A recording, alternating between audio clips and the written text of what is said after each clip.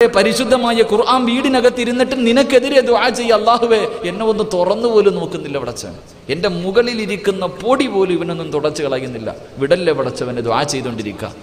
എൻ്റെ പ്രിയപ്പെട്ട സഹോദരിമാരെ, അതുകൊണ്ട് പരിശുദ്ധമായ ഖുർആൻ ഓതുക, അല്ലാഹുവിന്റെ പരിശുദ്ധമായ ഖുർആൻ ഓദിക്കോ. അള്ളാന്റെ ഖുർആൻ ഓതാതെ ഉറങ്ങല്ലേ. മഹാനായ പ്രവാചകൻ സല്ലല്ലാഹു അലൈഹി വസല്ലമ തങ്ങൾ പറയുകയാണ്, അള്ളാന്റെ വിശുദ്ധമായ ഖുർആൻ ഓതിയാ കിട്ടുന്ന പ്രതിഫലമെന്ത്? മഹാനായ അബൂ ഹാമിദുൽ ഗസ്സാലി റഹ്മത്തുള്ളാഹി പറഞ്ഞു തരികയാ, അള്ളാഹുവിന്റെ പരിശുദ്ധമായ ഖുർആൻ ഓതിയാ കിട്ടുന്ന പ്രതിഫലം എന്തെന്നറിയുമോ പെങ്ങളെ? ഇനിയെങ്കിലും ഒന്ന് ഖുർആൻ എടുക്കാൻ മനസ്സുണ്ടോ? ഇനിയെങ്കിലും ഒന്ന് ഖുർആൻ ഓതാൻ മനസ്സുണ്ടോ? മഹാനായ ഇമാം ഗസ്സാലി റഹ്മത്തുള്ളാഹി പഠിപ്പിക്കുകയാണ്, അള്ളാഹുവിന്റെ പരിശുദ്ധമായ ഖുർആൻ ഓതുന്ന മനുഷ്യന് കിട്ടുന്ന പ്രതിഫലം എന്തെന്നറിയുമോ? അല്ലാഹുവിന്റെ റസൂലിനെ തൊട്ട് മഹാനായ ഇബ്നു മസ്ഊദ് തങ്ങൾ റിപ്പോർട്ട് ചെയ്ത ഹദീസിൽ കാണാം, ഇബ്നു മസ്ഊദ് തങ്ങൾ പറയുകയാ, അല്ലാഹുവിന്റെ പരിശുദ്ധമായ ഖുർആൻ എല്ലാ ദിവസവും ഓതുന്ന മനുഷ്യന് കിട്ടുന്ന ഒന്നാമത്തെ പ്രതിഫലം എന്തെന്നറിയുമോ? എന്റെ പ്രിയപ്പെട്ടവരെ, രോഗം പിടിച്ചിട്ട് കിടപ്പിൽ കിടന്ന മലമൂത്ര വിസർജനം നടത്തി ഭാര്യ ആഗ്രഹിക്കുന്ന പടച്ചവരെ കടക്കാൻ തുടങ്ങിയിട്ട് കൊല്ലങ്ങളായല്ലോ. പടച്ചവനെ മൂത്രവും കാശവും വാരി വാരി മടുത്തു കളഞ്ഞല്ല പടച്ചവരെ, ഒന്ന് മരിച്ചിരുന്നെങ്കിൽ കൊള്ളാമായിരുന്നല്ലോ അല്ലാ എന്ന് രോഗിയായി കിടക്കുന്ന ഭർത്താവിനെ കണ്ടിട്ട് ആഗ്രഹിക്കുന്ന ഭാര്യയുണ്ടല്ലോ. മക്കള് ദുആ ചെയ്യുന്ന പടച്ചവരെ ഒരുപാട് വസ്തുവിനെ പോലെ കിടക്കുകയാണല്ലോ, എന്റെ ഉപ്പാനെ കൊണ്ട് എനിക്കൊരു ഉപയോഗവുമില്ലല്ലോ, പടച്ചവനെ ഒന്ന് മരിച്ചിരുന്നെങ്കിൽ കൊള്ളാമായിരുന്നു അല്ലാ എന്ന് നൊന്ത് പ്രസവിച്ച മക്കള് അതാ ആഗ്രഹിച്ചു പോകുന്ന രീതിയുണ്ടല്ലോ. അതാ കിടന്ന കിടപ്പിൽ കിടന്ന് നരകയാതന അനുഭവിക്കുന്ന ഒരു അവസ്ഥയുണ്ടല്ലോ. മഹാനായ ഇബ്നു മസ്ഊദ് തങ്ങള് പറയുകയാ, അല്ലാഹുവിന്റെ പരിശുദ്ധമായ ഖുർആൻ, അല്ലാഹുവിന്റെ വിശുദ്ധമായ ഖുർആൻ എല്ലാ ദിവസവും ഓതുന്നവനുണ്ടല്ലോ, അവനെ അല്ലാഹു ദുനിയാവിലിട്ട് നരകിപ്പിക്കത്തില്ലെന്ന് നബിയുനാ റസൂലുള്ളാഹി.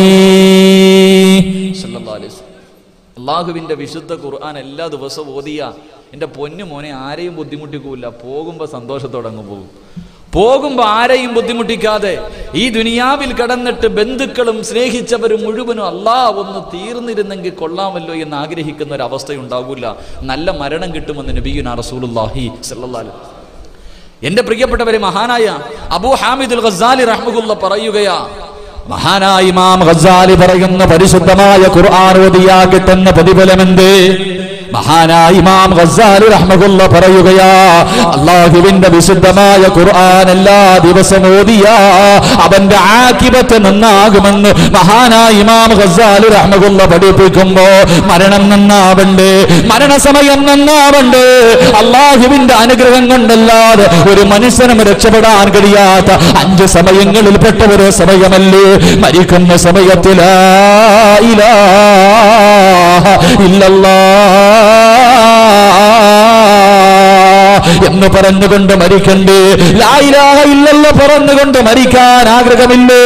എന്റെ പ്രിയപ്പെട്ടവരെ, അല്ലാഹുവിന്റെ റസൂൽ പറയുകയാണ്, മരിക്കാൻ കിടക്കുന്ന മനുഷ്യനെ കാണുമ്പോൾ ശൈത്താൻ തന്റെ അനുചരന്മാരെ മുഴുവനും വിളിക്കുകയാ, തന്റെ അനുയായികളെ മുഴുവനും വിളിച്ചു കൂട്ടിയിട്ട് ശൈത്താൻ പറയുകയാ, ഒരവസരം കൂടെയേ ഉള്ളൂ, ഒരവസരം കൂടെയേ ഉള്ളൂ, ഇവനെ വഴിതെറ്റിക്കാൻ പറ്റുന്ന അവസാനത്തെ അവസരമാ, ഇവനെ വിട്ടുകൊടുക്കല്ലേ, ഇവന് ലാ ഇലാഹ ഇല്ലല്ലാഹ് പറയാൻ അനുവദിക്കരുത്. എങ്ങനെയെങ്കിലും ഇവനെ ഒന്ന് വഴിതെറ്റിച്ചു കഴിഞ്ഞാ നിങ്ങൾ ചോദിക്കുന്നതെന്തും ഞാൻ തരാമെന്ന് ശൈത്താൻ പറയുമ്പോൾ, അതാ ശൈത്താനും തന്റെ അനുയായികളെ മുഴുവൻ മരിക്കാൻ കിടക്കുന്ന സക്കറാത്തിന്റെ അവസ്ഥയിൽ കിടക്കുന്ന മനുഷ്യന്റെ കഴുത്തിന്റെ ഇടത് ഭാഗത്തേക്ക് കടന്നു വരികയാ, കയ്യിൽ വെള്ളം പിടിച്ചുകൊണ്ട്. എത്ര വെള്ളം കുടിച്ചാലും ദാഹം തീരാത്ത സമയമാണല്ലോ സക്കറാത്തിന്റെ അവസ്ഥ. ഇടത് ഭാഗത്തേക്ക് ശൈത്താൻ കടന്നു വരികയാണ്. മാതാപിതാക്കളുടെ കോലത്തില് ആ മരിക്കാൻ കിടക്കുന്ന മനുഷ്യർ ഏറ്റവും കൂടുതൽ ഇഷ്ടപ്പെടുന്ന ആരോ അവരുടെ രൂപത്തിലാ കടന്നു വരുന്നത്. കയ്യിൽ വെള്ളവും പിടിച്ചുകൊണ്ട് ഇടത് സൈഡിൽ വന്ന് നിന്നിട്ട് പറയും, പൊന്നുമോനെ ലാ ഇലാഹ ഇല്ലല്ലാഹ് പറയല്ലേ, വാപ്പയാടാ പറയുന്നത്, ഉമ്മയാടാ പറയുന്നത്, എന്റെ കരളെ ലാ ഇലാഹ ഇല്ലല്ലാഹ് പറയല്ലേ, കുടിക്കാൻ വെള്ളം തരാമടാ, ഈ കയ്യിലിരിക്കുന്ന വെള്ളം നിനക്ക് തരാനുള്ളതാ, നീ ലാ ഇലാഹ ഇലാഹ ഇല്ലല്ലാഹ് മാത്രം പറയല്ലേ, പിഴച്ചു പോകും പൊന്നുമോരെ. അതാ ശൈത്താനൻ തന്റെ അനുചരന്മാരെ മുഴുവനും തന്റെ ഇടതുഭാഗത്ത് വന്ന് നിന്നിട്ട് നമ്മുടെ ഈമാനിന് തട്ടിപ്പറിച്ചു കൊണ്ടുപോകാൻ പരിശ്രമിക്കുമ്പോൾ എന്റെ പ്രിയപ്പെട്ടവരെ, ആ സമയത്ത് ലാ ഇലാഹ ഇല്ലല്ലാഹ് എന്ന് തന്റെ ചുറ്റുഭാഗത്ത് നിൽക്കുന്ന ജനങ്ങൾ മുഴുവനും കേൾക്ക്. ഉറക്കെ പറന്നുകൊണ്ട് പടച്ചവന്റെ സ്വർഗത്തിന്റെ അനുഗ്രഹം തന്റെ വീട് കണ്ടുകൊണ്ട്, അള്ളാന്റെ സ്വർഗം കണ്ടുകൊണ്ട് മരിക്കാൻ ആഗ്രഹമുണ്ടോ എന്റെ പ്രിയപ്പെട്ട പെങ്ങളെ? അള്ളാന്റെ ഖുർആൻ എടുക്കുമോളെ, അള്ളാന്റെ ഖുർആൻ എടുക്കുമോളെ. ആ 114 സൂറത്തുകൾ നിനക്കൊന്നോതാ, നിന്നെക്കൊണ്ട്